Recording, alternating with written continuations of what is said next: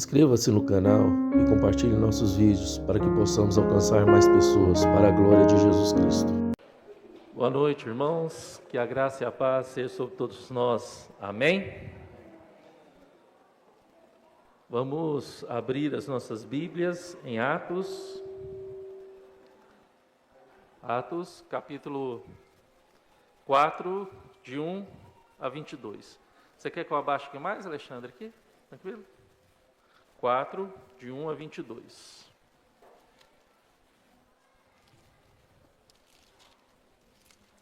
Atos 4, de 1 a 22. Todos acharam? Vamos ler? Acompanhe o telão da sua própria Bíblia. Falavam eles ainda ao povo quando sobrevieram os sacerdotes, o capitão do templo e os saduceus. Ressentidos por ensinarem eles o povo e anunciarem em Jesus a ressurreição dentre os mortos, e os prenderam, recolhendo-os ao cárcere até ao dia seguinte, pois já era tarde. Muitos, porém, dos que ouviram a palavra a aceitaram, subindo o número de homens de quase 5.000. No dia seguinte, reuniram-se em Jerusalém as autoridades, os anciãos e os escribas, com o sumo sacerdote, Anás, Caifás, João, Alexandre e todos os que eram da linhagem do sumo sacerdote. E pondo-os perante eles, os arguíram: com que poder ou em nome de quem fizeste isto?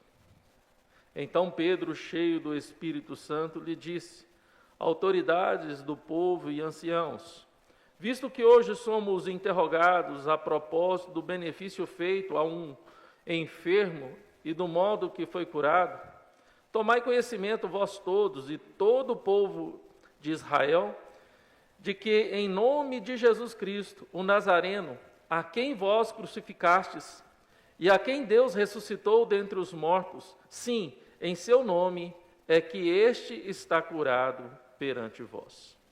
Este Jesus é pedra rejeitada por vós, os construtores, a qual se tornou a pedra angular. E não há salvação em nenhum outro, porque abaixo do céu não existe nenhum outro nome, dado entre os homens, pelo qual importa que sejamos salvos. Ao verem a intrepidez de Pedro e João, sabendo que eram homens iletrados e incultos, admiraram-se e reconheceram que havia eles estado com Jesus.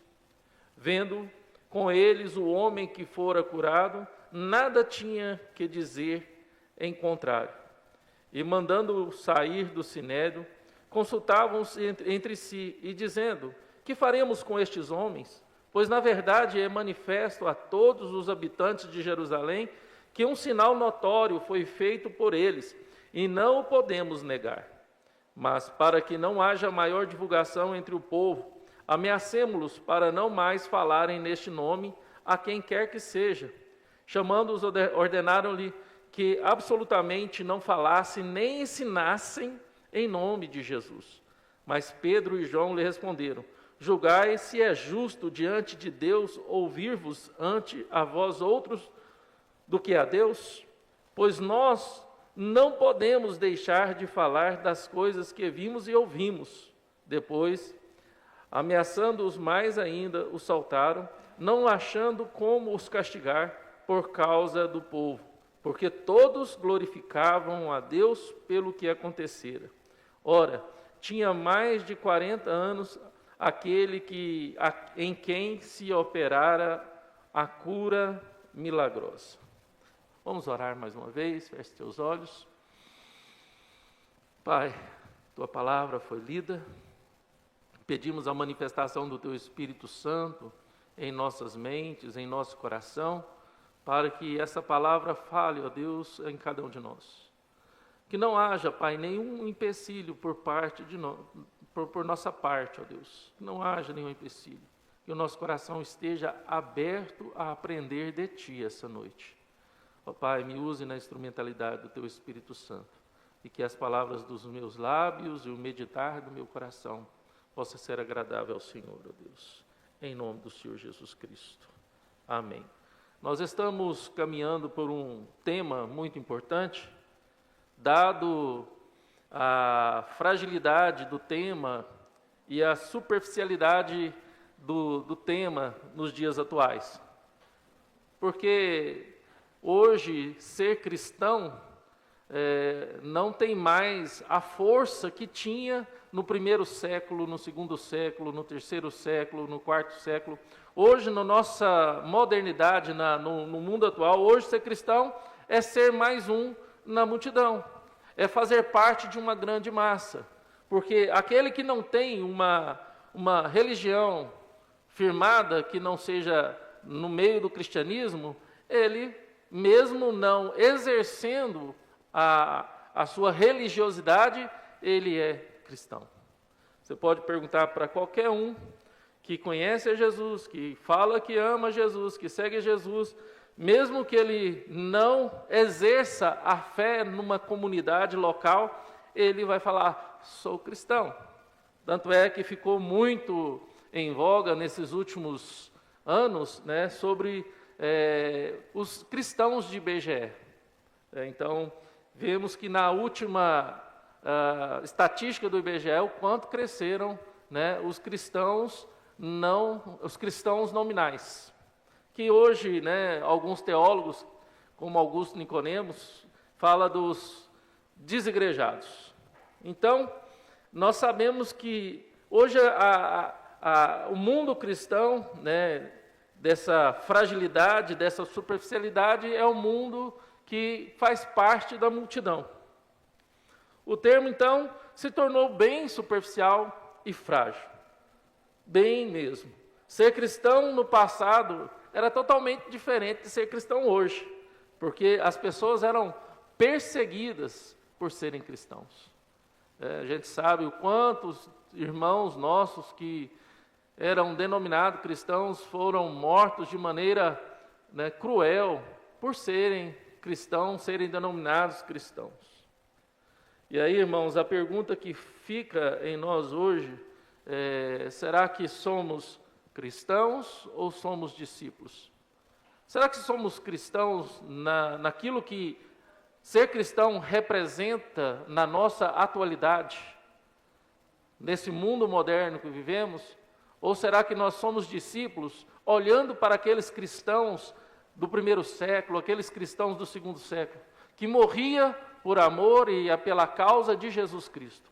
Será que eu sou disposto, o meu coração é disposto a sofrer por Cristo, a morrer por Cristo?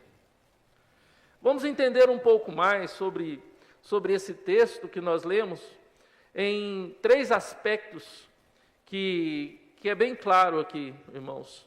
Quando do verso 5, do verso 12, aqui fala que as autoridades, os anciões, os escribas, como o sumo sacerdote, falam os nomes deles, se colocaram para arguir a Pedro e alguns dos discípulos. E vimos nessa porção bíblica aqui apresentada algumas verdades que podem revelar a marca de um verdadeiro cristão, de um verdadeiro discípulo. E eu prefiro muito mais o termo discípulo, do que o termo cristão, porque hoje, como eu acabei de falar, o termo cristão se tornou muito superficial e frágil. Então, vemos aqui logo dos versos 5 aos versos 12, a fidelidade como uma marca de um verdadeiro discípulo.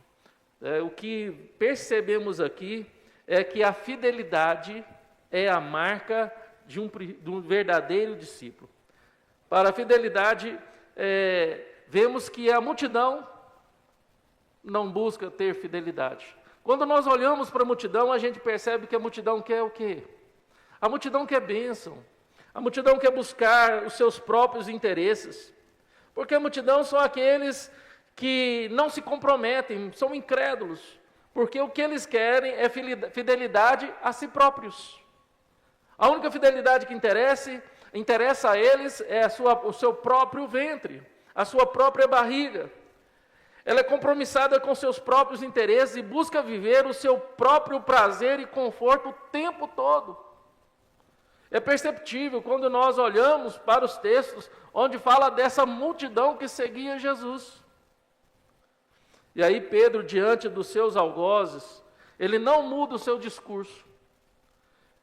Ele não muda como ele fez quando Jesus falou que ele ia negar a Cristo, antes mesmo que o galo cantasse. E quando chegaram para falar, esse faz parte daqueles que seguiam ele, mulher, tu é doida, eu não conheço, nunca ouvi falar de Jesus. E agora dessa vez ele não muda o seu discurso. E sem medo, e sem receio de perder a vida, ele enfrenta aqueles que se colocaram diante dele para arranjar alguma forma de prendê-los ou para que eles viessem ser castigados por curar, pregar e ensinar em nome do Senhor Jesus Cristo. Então, Pedro agora, ele firma nas suas convicções, no seu amor, diante dos seus algozes. Quando nós vemos a multidão que nega, a multidão que some, a multidão que desaparece, agora vemos o discípulo fiel em todo momento, que não tem medo do custo de seguir a Jesus, de ajudar o outro e de enfrentar os algozes por amor a Cristo. Nós vemos isso através da vida de Lutero. Quando Lutero foi colocado diante dos seus algozes, e eles falaram que ele deveria negar todos os seus escritos, tudo aquilo que ele estava pregando e escreveu, ele falou, a menos que me provem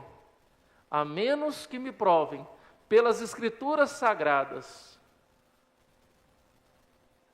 aí sim eu negarei tudo que eu falei e tudo que eu escrevi, mas se não me provarem pelas escrituras sagradas, eu não negarei o que eu escrevi e o que eu preguei.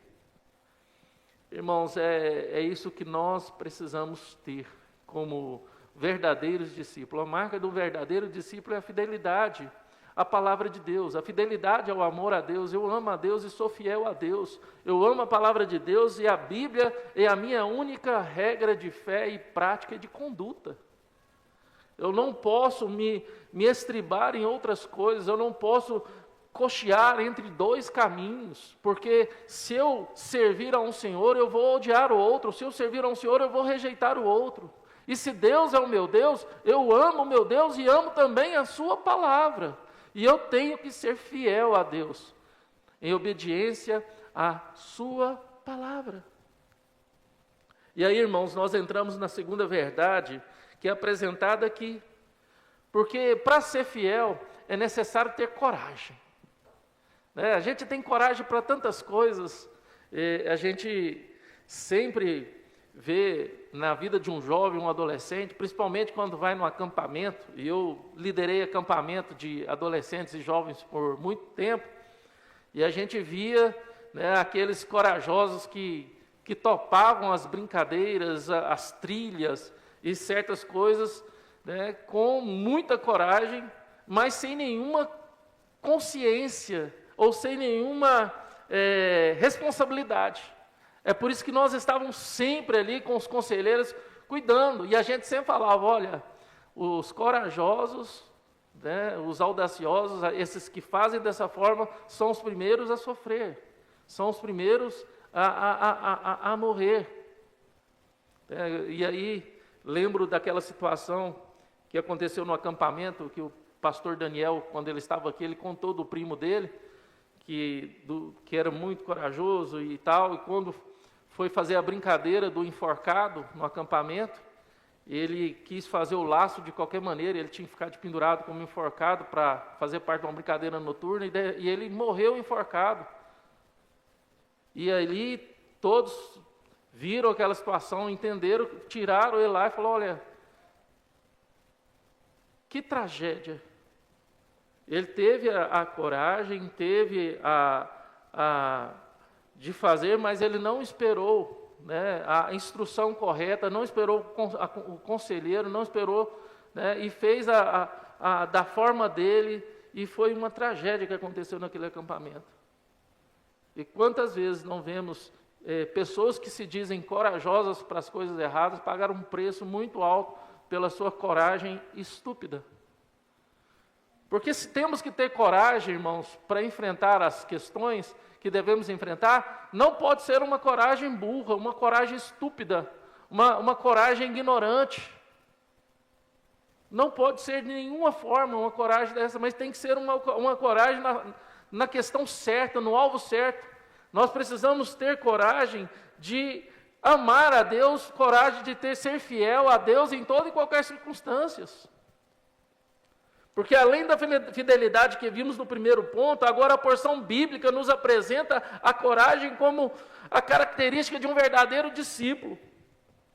E Deus disse a Josué o quê? Quando nós lemos lá em Josué, ser forte e corajoso. Por quê? Porque você pode, você tudo pode.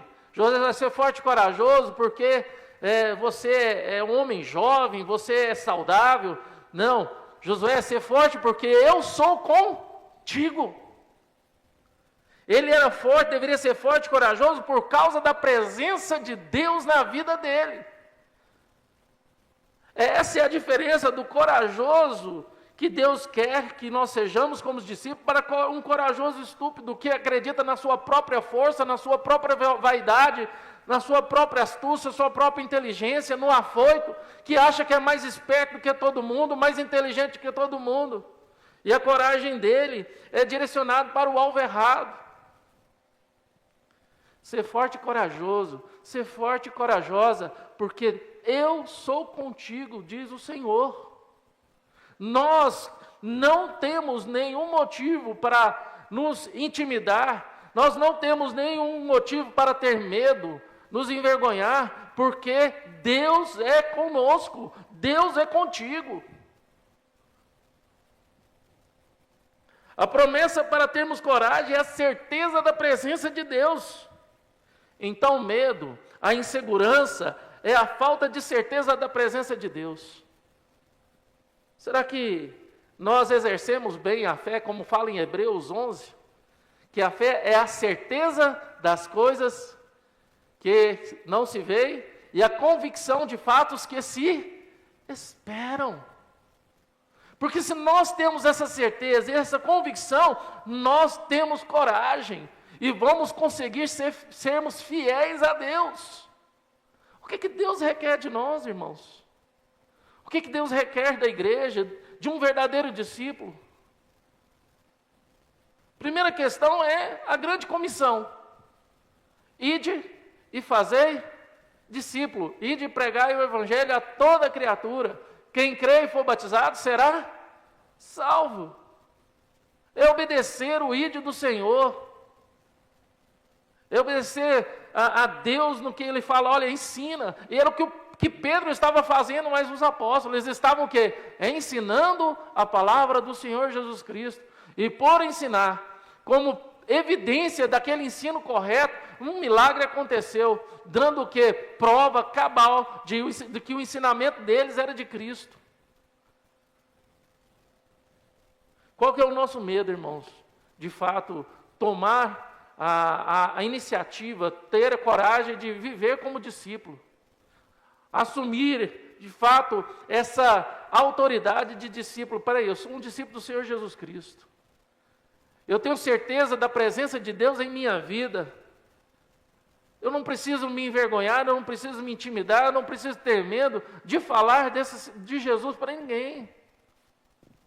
Eu estava lendo um livro essa tarde. Aí tinha um pastor falando que ele falou assim, orou, e falou, Senhor, me dê a oportunidade de discipular uma pessoa que é difícil.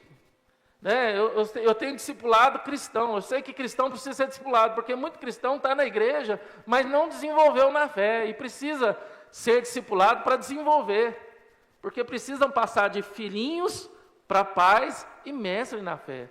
E para passar dessas etapas, precisa de ter um discipulado. Mas ele disse que já estava cansado e orou para Deus, pedir para Deus, me ajuda a discipular uma pessoa difícil, que não teve contato com o Evangelho, é uma pessoa difícil.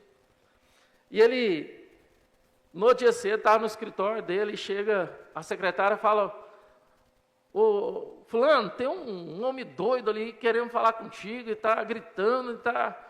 Né, disse que quer falar contigo, e ele olhou para Deus, falou alto, falou assim, mas Deus, mas o Senhor respondeu muito rápido a minha resposta, logo de manhã, e quando ele foi ver, era um cliente dos mais difíceis, era um ateu, materialista, filosófico, que era revoltado. Ele disse que passou 2 anos da vida dele discipulando aquele homem, e foi assim, teve muita dificuldade nessa trajetória, até conseguir discipular essa pessoa. Está vendo, irmãos? Deus é presente. É só orar. Né? Eu sei que você vai, a partir de agora, você pode falar assim, Deus, eu quero, o Senhor me deu a oportunidade de falar de Jesus para uma pessoa difícil. Talvez você não tenha coragem de fazer essa oração, mas você tenha coragem de falar, Senhor, me ajuda a desenvolver na minha fé e me tornar a ser discípulo e ter essas marcas. A obediência, a coragem, a fidelidade. Irmãos, porque quem te chama para sair do meio da multidão, quem te chama para sair do meio da multidão, para segui-lo como discípulo e fazer parte de sua intimidade, é o próprio Deus. Lembra que uma multidão seguia Jesus, Jesus subiu ao monte para orar. Quando Jesus desceu do monte, ele escolheu 12 para ser os seus discípulos. Da multidão que seguiam, ele escolheu 12. E aí, Jesus também nos tira de uma vida tola, de uma vida cheia de vaidade, de propósitos errados e enganados, de uma vida sem propósitos espirituais, se eu posso assim dizer, porque quando a gente não tem propósito espiritual, a gente tem propósito em todas as coisas. A gente tem um propósito financeiro, de adquirir grandes riquezas, de adquirir bens, e a gente descobre como Salomão, o homem mais rico da terra, chegou no final da vida e viu que tudo era uma bolha de sabão, era correr atrás do vento, era nada, porque o que importa era aquilo que estava acima do sol, e muitas vezes nós não olhamos para enxergar, nós não olhamos para Deus, irmãos, porque nós estamos olhando só aqui, na linha do horizontal, nosso olhar só está para aqui, e aí, irmãos, a gente não olha para aquela missão primária, especial que Deus tem na vida de cada um. Fala, vem, eu te chamo. Como ele olhou para Pedro, Pedro estava pescando ali, lavando a rede, falou para Pedro, Pedro, vem. Pedro largou as redes e seguiu a Jesus. Como era Mateus, estava na coletoria de impostos, Jesus olhou para Mateus, Mateus, segue-me. Mateus largou a coletoria e seguiu Jesus. Cada um que Jesus falou, segue-me, largou tudo para seguir Jesus. O que implica seguir Jesus hoje, irmão? O que implicaria na sua vida seguir Jesus hoje? Porque o mesmo segue-me de Jesus para Mateus, para Pedro, para Tiago, para os discípulos, para muitos da multidão dos que creram, era largar tudo para fazer aquilo que era a vontade de Jesus. Mas hoje, qual que é a implicação de seguir a Jesus? Qual que é a implicação, irmãos? É fazer a vontade de Deus. Na sua vida de santidade, na sua vida piedosa e na proclamação do Evangelho do Senhor Jesus Cristo. É levar luz, é ser sal num mundo tão destemperado, num mundo tão apodrecido de tantas coisas. Hoje eu fiquei abismado de uma coisa que eu achava que era brincadeira de internet, e depois eu vi que a pessoa falou, não, isso aí é verdade, pastor. Que de um tempo para cá eu estou vendo aquele negócio de reborn, né, bebê reborn, não sei o que lá. Aí eu falo, não, isso é curtição na internet, isso não tem lógica. Né? Para mim era só curtição. Aí a pessoa, não, é verdade, as pessoas estão realmente cuidando de boneca como se fosse filho, filha, querendo levar no dentista, médico, querendo que padre batiza, que não sei o quê, pastor apresenta na igreja o seu filho. Eu falei, meu Deus, que mundo podre nós estamos vivendo. As pessoas estão cada vez mais procurando coisas para se amar e diminuindo o seu amor ou não amando pessoas. E o que Jesus fala é que você precisa amar o próximo. Se você me ama, Jesus fala, faça o que eu faço. Se você me ama, faz o que eu faço. O que Jesus fez? Amou as pessoas na sua volta, conviveu com pessoas à sua volta. Se dizemos que ama Jesus, será que estamos fazendo o que Jesus fez? Amando pessoas ou amando bonecas, amando coisas, amando tantas coisas, menos pessoas? Então, irmãos, aí nós percebemos a terceira e a última verdade aqui apresentada nesse texto que nós lemos. A primeira é fidelidade. A marca de um discípulo, ou de um verdadeiro cristão, na moda antiga, né? Cristão à moda antiga, né? É o quê? A fidelidade.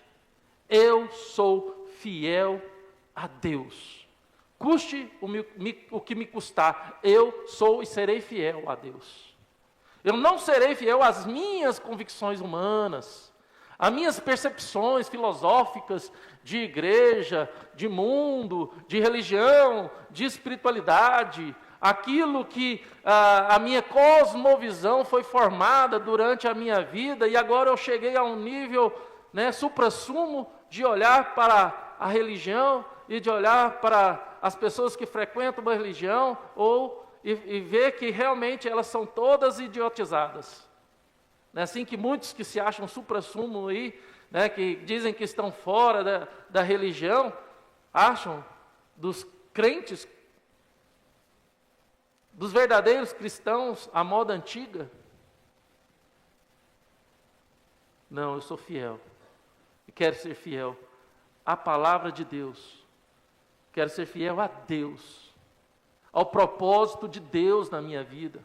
Será que nós conhecemos o propósito de Deus? Você sabe me dizer, se eu perguntar, alguém perguntar para você, ô fulano, ô ciclana, ô beltrana, qual que é o propósito de Deus na sua vida? Você vai gaguejar? Ou você vai saber da razão da sua fé? Olha, o propósito de Deus na minha vida é o quê? Aí você vai falar, É assim? Ou você vai desviar o assunto, vai saída pela direita, saída pela tangente, e deixar a pessoa a ver navios sem uma resposta. Porque o que eu vejo de muito cristão hoje é isso, irmãos. Não sabem da razão da própria fé. Não sabem. Quem é Deus? Quem é Deus para você? Será que você sabe me dizer quem é Deus? Às vezes você pode dar aquela resposta pronta. Deus é o ser supremo, criador dos céus e da terra, o rei do universo, criou todas as coisas, E se você for conhecedor de algumas outras religiões, você vai falar algumas outras coisas, E aí vai ficar aquilo. Mas para você, dentro do seu coração, na sua experiência, quem é Deus para você? E aí, para terminar, irmãos, não basta apenas ser fiel, não basta apenas ter coragem, mas é necessário ter obediência.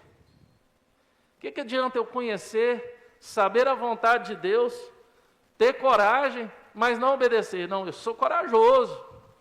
Eu sou corajoso. Você acha que não? Eu sou corajoso. Mas não obedece. Não obedece, não coloca em prática aqueles ensinamentos. Porque se vimos no primeiro tópico a fidelidade como a primeira marca de um discípulo, de um verdadeiro cristão à moda antiga, pois são os da multidão de crentes, tem um hino de Guilherme Kerr, se eu souber tocar, eu queria que você tocasse, que era da multidão dos que creram, era só um o coração, e fala isso, da multidão dos que creram, era só um coração. E vimos no segundo ponto a coragem como a primeira marca, com a segunda marca do discípulo, a certeza de que tinha da presença de Deus. Será que você tem sempre certeza da presença de Deus para contigo? Aí só nos resta o que? Obedecer.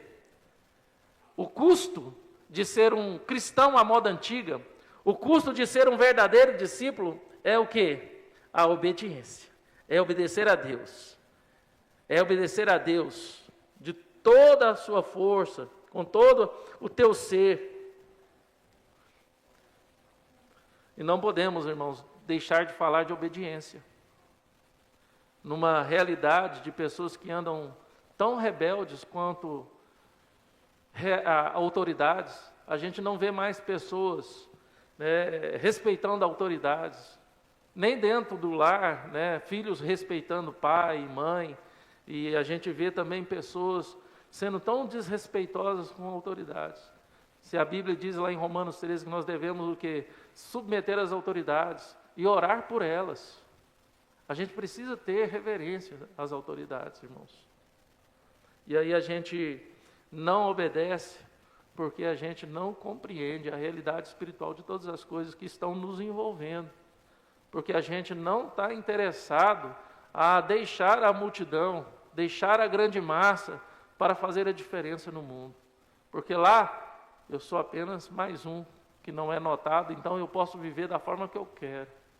Fazer o que eu quero fazer, viver da forma que eu quero viver. Agora, quando eu saio da multidão para ser um dos 12, um dos discípulos de Jesus, eu vou ter Jesus do meu lado.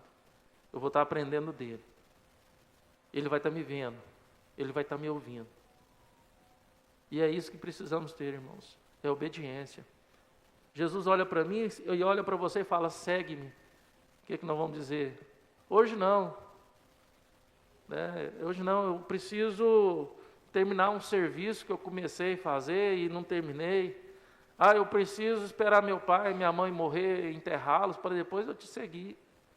Eu preciso resolver tal questão na minha vida. Eu conheci um jovem que a gente vivia falando de Jesus para ele. Eu vou servir Jesus, eu só vou para a igreja quando Deus me der a minha caminhonete. E eu lembro dele estudando para concurso, passa num concurso muito bom, né? E aí ele chegou de caminhonete. Ele foi até num retiro que a gente fez da igreja uma vez, lá na Toca da Raposa, chegou de caminhonetona. Aí eu falei, e aí fulano, agora, vamos servir Jesus? Né? Aí ele, meio sem graça, vamos. E até hoje nada. Porque a gente quer impor coisas que não tem nada a ver com aquilo que Deus quer para a minha vida e para a sua vida, irmãos. Porque tudo nessa vida é vaidade. É correr atrás do vento. E as coisas que têm valor eterno, estão sendo deixadas para trás.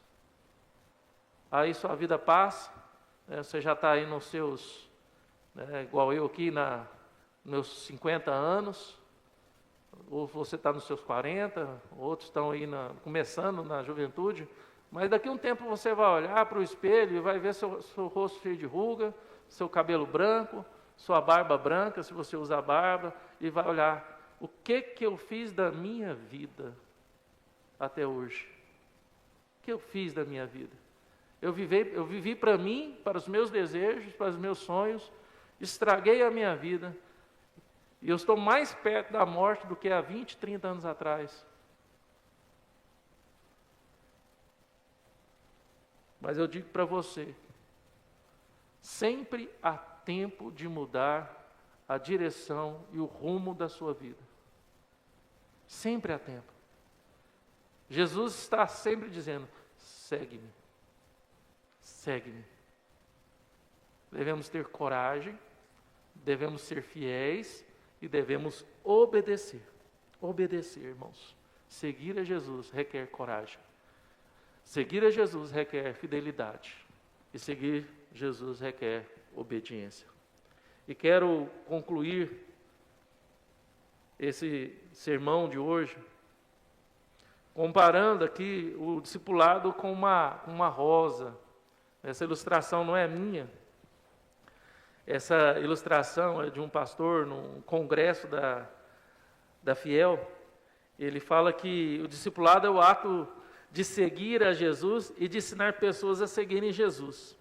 Isso é como uma rosa e a cor de uma rosa.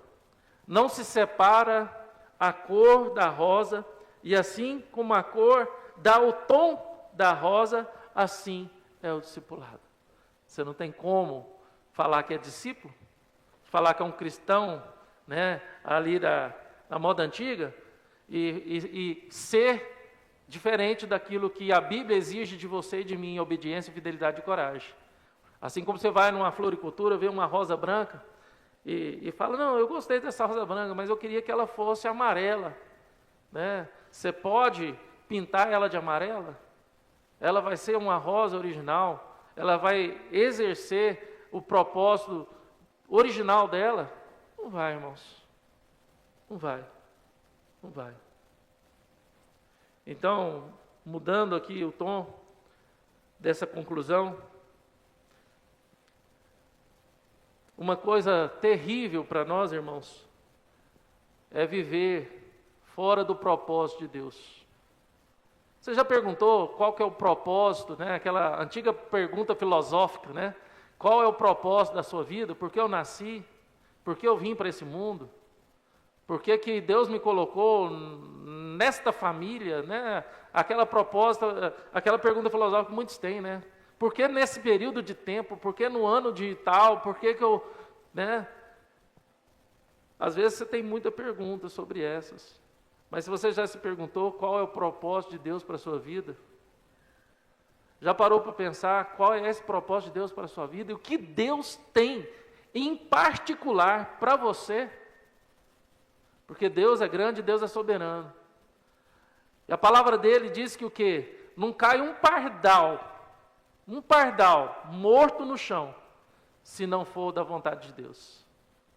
Que todos os fios da nossa cabeça estão contados. Cada fio da sua cabeça está contado. Deus sabe o número de cabelo que você tem na sua cabeça. Que Deus sabe o número, a quantidade de cada grão de areia existente na terra. Deus conhece o número de todos os grãos, a totalidade de todos os grãos de areia na face da terra. E é esse mesmo Deus que tem um chamado especial e um propósito especial para a sua vida. Será que você tem coragem? Será que você consegue ser fiel? E será que você consegue obedecer? Quais os termos que Jesus tem para a sua vida? Agradar a Deus é necessário aos termos de Deus e não aos nossos termos. Seguir Jesus como discípulo é ajudar os outros a seguir Jesus. É seguir Jesus com toda a nossa fé, com obediência, com coragem e com amor, irmãos. Então, seja fiel. Tenha coragem e seja obediente. Hoje Jesus te chama. Jesus fala o seu nome e segue-me. Jesus fala, Pedro, segue-me. Mário, segue-me. Axa, segue-me. Franco, Tânia, Maria Helena, Silvani, Rebeca. Deus chama o seu nome e fala, segue-me. E aí? Qual será a minha e a sua desculpa para ir e fazer discípulo? É só uma oportunidade que você ora e fala assim, Deus, eu não sei pregar. Como é que eu vou pregar? Eu nunca aprendi a pregar para alguém. Ora e fala, Deus, me dá a oportunidade de falar do seu amor para alguém que precisa. Tem certeza que Deus vai fazer alguém bater na sua porta, alguém pedindo oração, pedindo um auxílio, mostrando que realmente estava precisando de uma palavra, e você fala, Deus ama você. E Ele te amou tanto, tanto, tanto, que morreu por você na cruz. Sofreu a sua morte, padeceu a sua morte. Ele morreu por amor a você. Jesus se importa com você. Deixa eu orar contigo. E o discipulado começa aí, irmãos. Falar de Jesus para alguém que precisa. É só orar, pedir a Deus a oportunidade de falar para alguém. Se você precisa ser discipulado ou discipulada, procura alguém, um cristão mais maduro, Pode procurar, tem aqui o Mário Júnior, tem outros irmãos aqui, né? Tem o pastor Camilo. Pastor, eu quero ser discipulado, quero aprender, eu quero entender de Cristo sobre isso. Bom, irmãos, então é um desafio de fidelidade, obediência e coragem para nossas vidas. Que a nossa fidelidade não seja para nós mesmos, que a nossa coragem não seja uma coragem tola, cega, que nos leva à morte, e que a nossa obediência não seja uma obediência ao nosso próprio coração, ao nosso próprio interesse, mas que seja uma obediência cativa a Deus. Amém? Vamos orar?